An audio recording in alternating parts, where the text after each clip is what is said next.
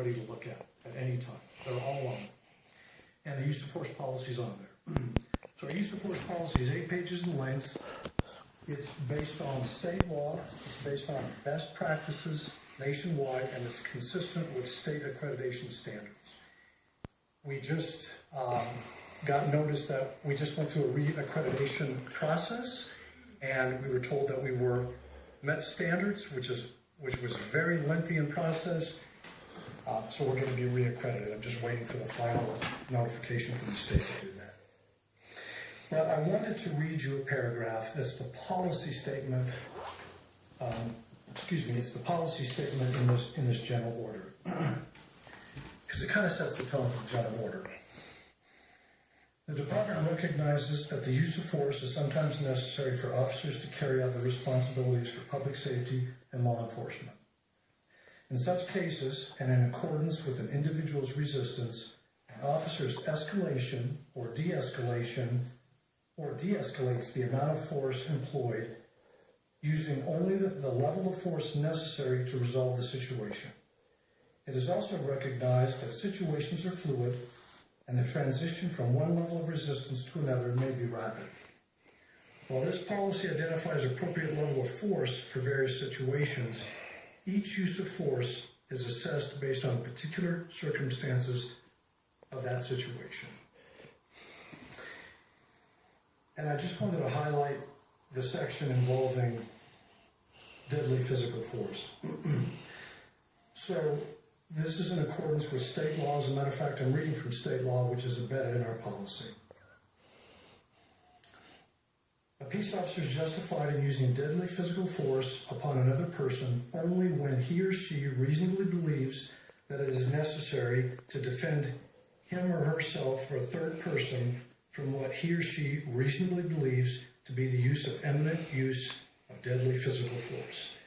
Now, there's other sections in here, so I don't want you to think that I'm just, that's the only section. Things like to effect an arrest, prevent escape, and all of that. But I thought that was the part that really encapsulates kind of what I wanted to talk about.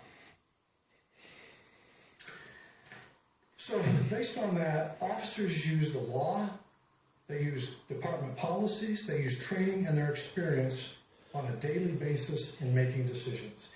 And whether it's writing a traffic ticket, whether it's making an arrest, or whether it's responding to a call where lethal force may be used against them and they have to make a decision to use lethal force against the subject.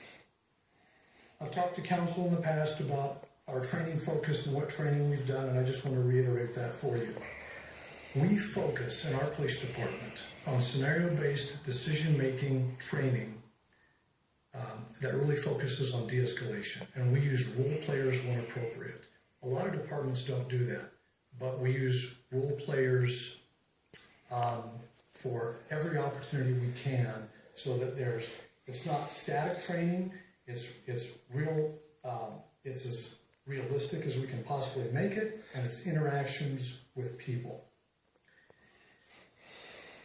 De-escalation, though, is only effective if the officer is engaged in trying to de-escalate a situation and the subject member acquiesces to that. And de-escalation is not possible on every call. An officer may get a call to an assault where they pull into a parking lot and somebody is physically beating somebody. Probably not going to be able to de-escalate that. They're probably going to have to intervene somehow. Yell at the person, physically grab the person, possibly use a taser, possibly use pepper spray, something like that. So de-escalation isn't possible in every call. And we certainly have calls where officers de-escalate situations every day, every week. And some of those calls involve weapons. As I said before, the circumstance of each call is unique. It may involve a weapon, it may not.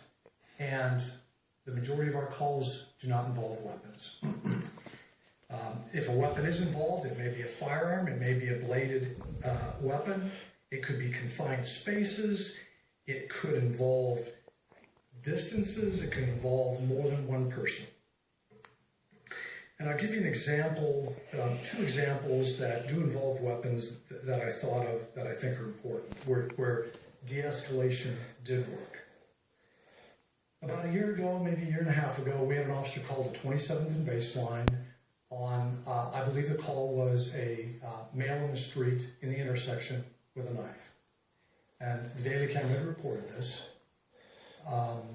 So cars are stopped in the intersection because of the traffic light, and there is a male subject with a knife, menacing people, trying to get into car doors, taking the knife, and literally trying to break windows with it. People were petrified. The officer got there. The officer's Abel Ramos. You should know that name because he's one of our new homeless outreach team officers. Abel got there, tried to engage this person. You can imagine now this call has escalated to where this person has a weapon and is potentially going to use lethal force, at least against the people in the car. Abel gets there, he's yelling at this person, he pulls out his taser, tries to tase him. The taser is ineffective because of his clothing, and the dart probes do not make contact, so it is ineffective.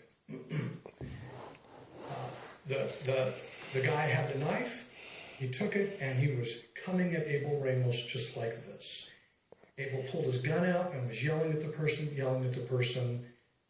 I have no doubt that if Abel would have fired his gun, he would have been legally justified in doing that. But for whatever reason, the gentleman thought better and gave up and got arrested. So that's an example I give you of a very dramatic case, a violent case, where it turned different than an officer-involved shooting. Another case that happened maybe 6 weeks ago. If you recall, we had a gentleman who was in not a mobile home, but I guess a mobile home. And neighbors had called in. It was in about the 5300 block of Baseline. It was on a side street, and neighbors had called in and said, "Look, somebody's sleeping in the vehicle. We think they're suspicious. They've been there for a period of time." 2 officers went down there, tried to investigate this. As they're investigating this, the subject member goes from the cab, immediately flees to the back of the RV where he's out of sight, and the door opens up. A female comes running out screaming. She's being held against her will, and the gentleman is violating restraining order. He was not supposed to be in contact with her. Immediately, the person takes a gun and shoots 4 rounds. The officers take this woman, and their immediate concern is her protection. They don't re-engage this person. They don't shoot at him. Their concern is her. What we didn't realize at the time was he had also shot himself in the head. But he left the RV, and he was out and about in the neighborhood. This was the call where our SWAT team and the Sheriff's Department SWAT team was out. We were out all night, concerned, trying to track a blood trail, trying to figure this out. Finally find him hours later, hiding in bushes in a residential area, had the gun in his hand, and when officers, actually canines hit on him, but when officers located him, there was some de-escalation there, and he didn't raise the gun. He had the gun, he put it down, and he was safely taken into custody. So I'm giving you 2 extreme examples of cases that happen real time in our community where they don't involve officer shootings. Now, with that said, we've had situations where we've had officers involved in shootings, and it's not just our officers, but it's officers in the Sheriff's Department, in Longmont. And so I wanted to, well, I guess before I go into the incident on campus, I also wanted to tell you that we have an award at the police department. So we have a policy that has awards, and we have award ceremonies. I believe we're one of the few departments, and I could be wrong, that actually has an award for officers who resolve a critical incident with no serious injury to anyone. It's called a STAR Award, Superior Tactics and Response Award.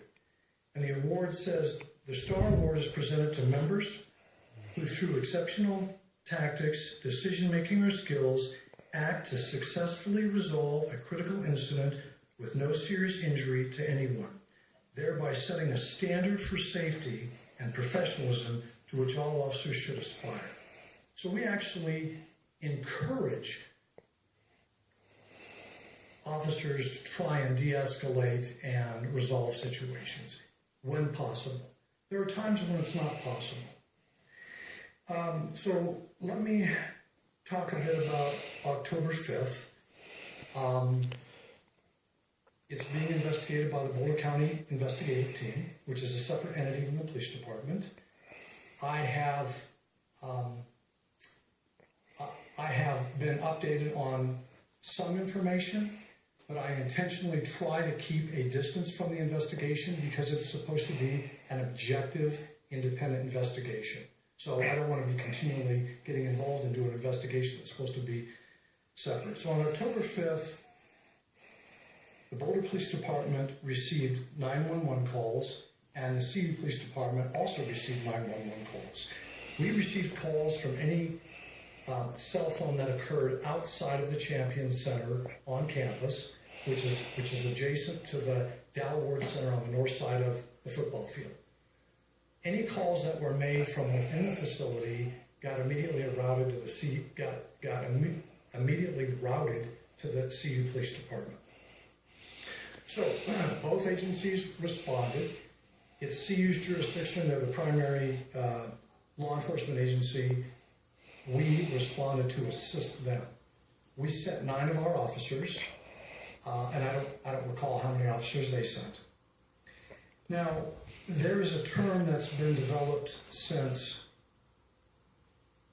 I don't know, Kurt, is it fair to say, since 9/11, active harmer, Columbine?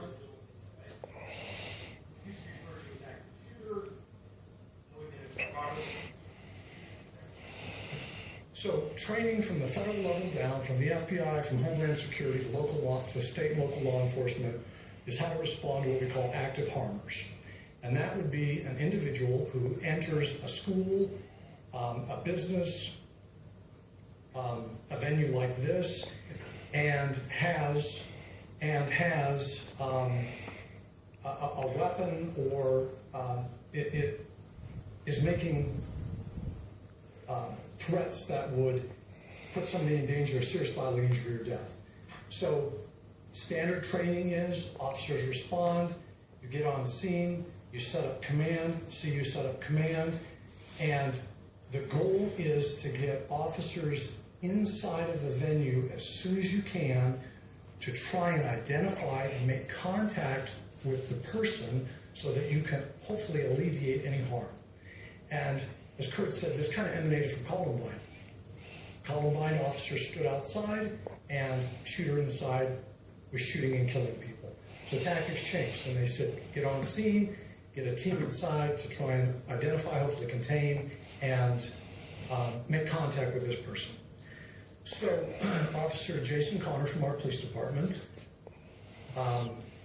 who you may know, he works council meetings on a regular basis, was one of the first officers on scene. Jason was assigned as part of a team to get inside and to make contact. So the team that Jason was involved with, so let me back up a second. I'm getting ahead of myself. So the call comes out that there's an individual who has what's described as a machete. It's not a knife, it's a large bladed weapon. And he had a confrontation with somebody, at least one person in the parking lot. There were writings on car windows in magic marker. I saw those. They were concerning, but because this is an ongoing investigation, I'm not going to get into those details. He makes his way into the Champion Center, and immediately people are concerned. His behavior is menacing. They go to a lockdown mode. they start calling 911, and they start trying to get employees into offices, lock the doors. There's, on one of the floors, there is the CU Sports Medicine, which is actually open to citizens, residents who go there to receive therapy or treatment.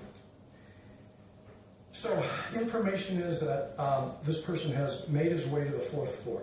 So this team of officers goes to the 4th floor. They're trying to track him down. Officer Connor and the CU officer are assigned to get into the stairwell because now they get a 911 call that he is trying to get into the 5th floor. Athletic offices, these are all offices that have people in them. So these 2 officers go into the stairwell. The other teams are still on the floors. Well, it turns out that as they make their way to the 5th floor, this person now is coming down from the 6th floor, and they confront each other. And it's my understanding that when the confrontation occurs, the distances are very close. And the officers are yelling at him to drop this bladed weapon. It's my understanding that he had it in a position like this. He took it and he raised it like this. He cussed or made statements to them that would indicate that he wasn't going to comply. And he started advancing towards them. Both the officers were trying to back down the stairs as they're yelling with him, and the distances got so close that they ended up shooting their weapons. And again, the investigation's going on, but I talked to investigators in terms of what I could share with you. And it's my understanding that the distances were extremely close whenever that's how close he finally got to them. So the question that we're often asked, which is a legitimate question, which I get asked, and I'm sure you do, why didn't we back down? Why didn't we use a taser? Well, as I said before, the dynamics of each situation are unique. They're in a contained stairwell, trying to back down, but as I understand, he's advancing on them in a menacing manner. And so an officer has to make a decision. Do I use a taser? Do I have time to use a taser? And is a taser going to be accurate and effective? If it's not, then that officer is potentially going to be the recipient of lethal force, of being hit or struck with that bladed object. Now, I'm not telling you that's the decision making that through them, because I don't know that. That's part of the investigation. But I am telling you what the distances are. And we have a taser policy, which is, quite lengthy. And it talks about appropriate uses, times when you shouldn't use it, and considerations. And one of the considerations for uses is, it's called a CEW, conductive electrical weapon, but it's a taser, are not accurate or reliable enough to become a safe alternative to deadly force in situations where officers or citizens are under attack in a deadly force encounter. So I offer to you an explanation as to why a taser may or may not always be used in a given situation. Chief, that's very helpful. I think that's all I really had. I have a quick question. Yeah. Be short. What about alternative targeting with a gun? So in other words, there have been cases here in Boulder where officers not in a confined space were being advanced on, and they chose to target the legs of the person that had the knife. So I'm just curious, is there a policy about that?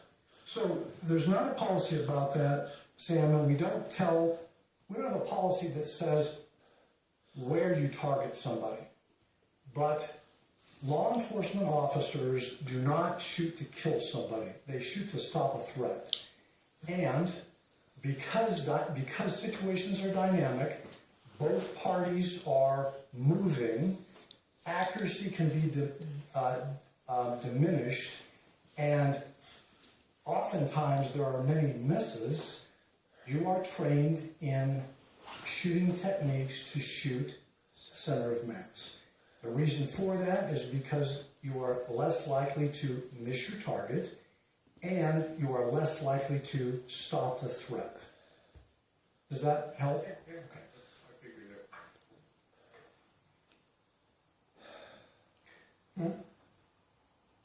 Can I just ask if Carrie, you guys have anything you Just want one to other, Chief was talking about the stairwell, and I know people have asked me, why didn't they just exit the stairwell?